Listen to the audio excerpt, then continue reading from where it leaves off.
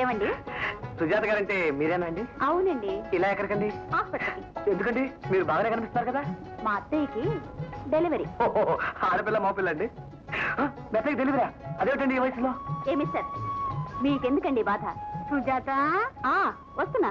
అది కాదండి, ఏమండి అబ్బా ఎందుకండి కంగారు, కాస్త ఆగండి.